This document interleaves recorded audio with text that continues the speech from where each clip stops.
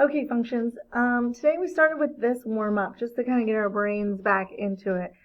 So, a lot of students saw right away that this is, whoops, what is happening? Sorry, my board is wigging out. So they saw right away that this is a fourth and this is a fourth, and they would cancel out. But something we have to remember when that happens is, if this cancels out and this cancels out, you're left with what's underneath, but we need to remember something. So if we have -9 times -9 times -9 times -9, we're going to end up with 81 times 81, which is, these are both positive, which gives us a positive, 6,500. Let me make sure that's right. So hold on. I think that's right. Yeah. So if we end up with that, that's a positive number, right? So that's this, -9 to the fourth power is this, and then we would still need to take the fourth power of that, which we know what it is. It's going to be +9, because anything raised to an even power is going to be a positive number. But then we still have this negative right out front, and that negative tells me that my answer is going to be -1 times -9 times 9, which is equal to -9. If you did this incorrectly and you just cancel this out, you end up with -9 times -1, which is +9, which would be the wrong answer. So don't do that. So make sure you remember that any base raised to an even power, this even power, is going to be positive. Okay, that gets us back into the frame of brain. All right, rational exponents, that's where we're going. These are the things that we're going to cover. We're going to use exponential notation for our nth roots, meaning I'm going to take an nth root and turn it into an exponential form. We're going to define and use expressions of the form a to the m over n. Now, m over n is a rational exponent. Rational, remember, means fractional. So if it's a fraction, exponent, rational. We're going to convert between radicals and rational exponents, and then we're going to use those rules for exponents with rational exponents, which we kind of talked about at the beginning of the semester. So the first thing we're going to do is we're going to use exponential notation for the nth roots. So the biggest thing that I would write down is this right here. Something that I struggled with when I was learning this the first time was like I could not remember this form, but I could remember that x to the 1/2 was equal to the square root of x. And that helped me remember that this bottom number, right here we go, this n is your root, and then the 1 is your power. So really it's the square root of x to the first power, right? So this would be a to the 1n is equal to the nth root of a to the first power. So that's the same thing, because my n is the root, because it's closest to the ground, it's at the bottom. N is the root, the top one is the power. Root, and then the power is above. Okay, so that's kind of like the way that I remember it. Hopefully that helps you remember it. If you come up with a different way, tell me. Maybe I'll share it with my other classes. So we're going to rewrite 32 to the 1/5. So 32 to the 1/5 doesn't really ring something in my brain, doesn't make me think, how do I figure this out? So I'm going to rewrite it. I'm going to rewrite it as the 5th root of 32. Well, we know what the 5th root of 32, because this is actually asking me something raised to the 5th power is going to give me 32. Well, it ends in a 2, so I'm going to start with 2, and the answer is 2. So remember, that kind of helps me rewrite it, rethink it.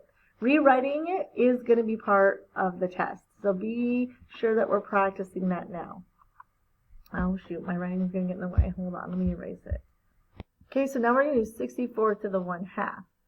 Well, that's going to be the square root of 64, and the square root of 64. Now, you could write it like this, where you put the index with the 2, and just like with anything else, I wouldn't mark that wrong. I wouldn't mark 1x wrong. I wouldn't mark x to the first power wrong. I wouldn't do anything like that. You could jump to just the square root of 64, so you could do both. You could do either one. I don't really care. I just wanted to show you that they mean the same thing. And the square root of 64 is 8. What about this one? So we have to remember our rules of exponents from, we talked a lot about it in the Unit 2, our functions unit, last semester. So this exponent belongs to what it's touching. And what is it touching? Well, it's just touching the 81. So this is the root. We're going to do the fourth root. 81 goes underneath that radical sign, and this negative is actually going to stay on the outside, just like it's on the outside right here. So we end up with negative the fourth root of 81. Well, the fourth root of 81, of course, is 3, and 3 times negative 1 is negative 3. So this right here would be negative 1 times 3, which of course is negative 3. So I just wanted to kind of show you that. So this one, notice that we have parentheses now. So this exponent belongs to everything inside the parentheses. So my root, again, is 4. And then underneath the radical sign, I'm going to have negative 81. So the fourth root of negative 81. Now, we learned something last week about even and odd indexes and what are the rules. And this is an even number. So is there any base that I can take to the fourth power that will ever equal a negative 81? Well, let me think about it. Even if I do negative 3, right? Negative 3 times negative 3 is a positive 9. So negative 3 times negative 3 times negative 3 times negative 3. Well, I get a positive 9 and a positive 9, and that gets me to a positive 81. So there isn't anything I can do, because remember, any number raised to an even power is always going to be positive. So we need to make sure that we make note of that if we didn't know that right away. So this is not a real solution, and that's because the negative 81 is negative and our index is even. All right, but what about this one? So again, the power belongs to everything inside the exponent, inside the parentheses. The exponent belongs to everything that's inside the parentheses. So I'm going to take the third root, or the cubed root, of negative 64. And that is something we can do because it's odd. So then we end up with negative 4, because negative 4 times negative 4 is a positive 16. Positive 16 times negative 4 is a negative 64.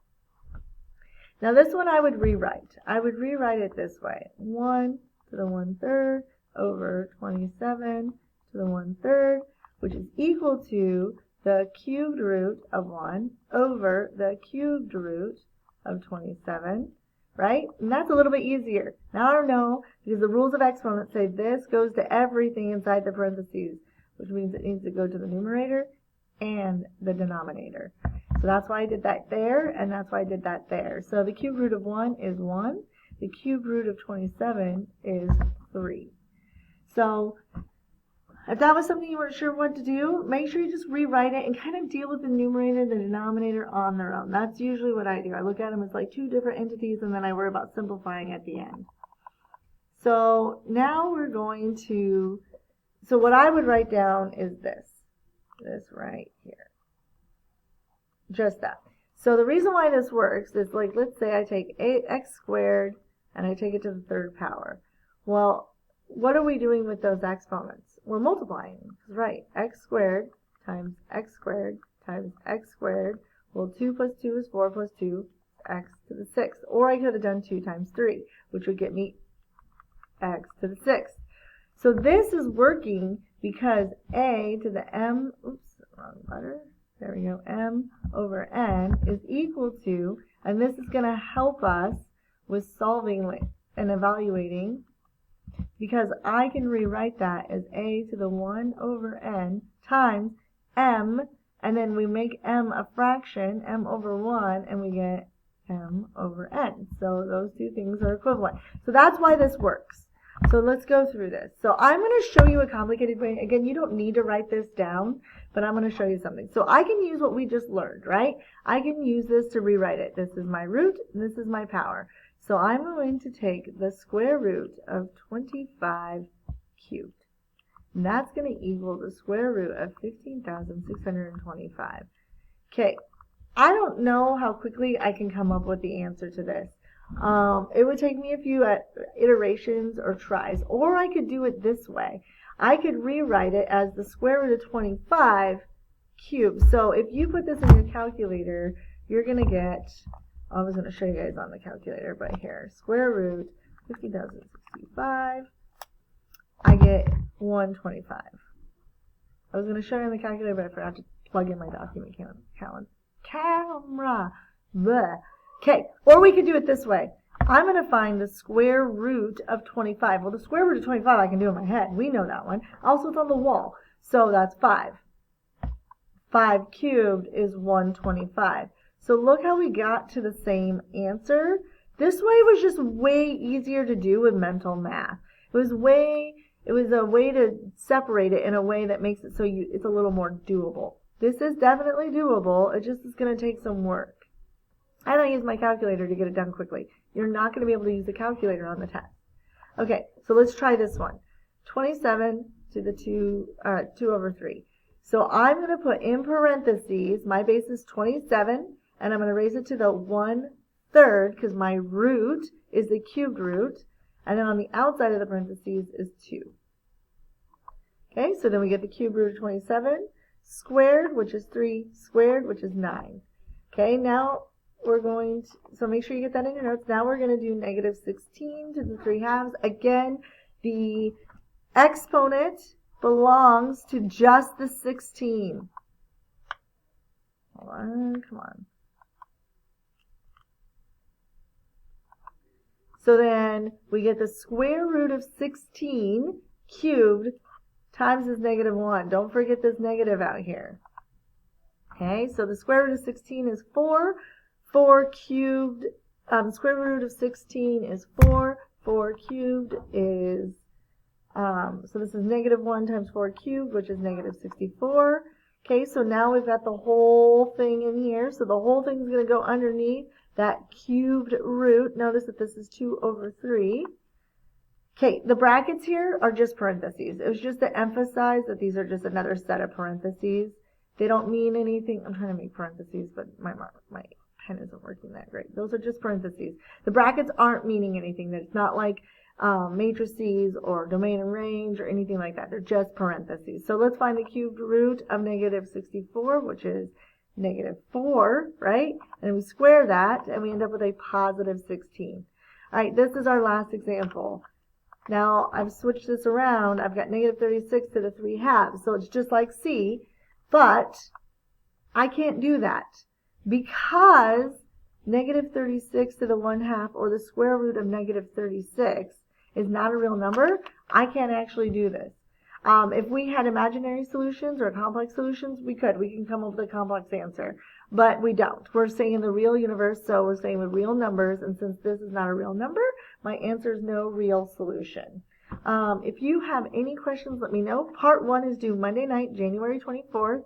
At midnight. It's due tonight. I will be putting those in the grade book tomorrow morning. If you have any questions, come to class with those questions. Otherwise, get your homework done. Part 2 is on this, and it's already posted in my math lab, so you can start on that, but you will not be able to start it until you finish part 1. All right, I hope you have a great day. See you all tomorrow. Bye.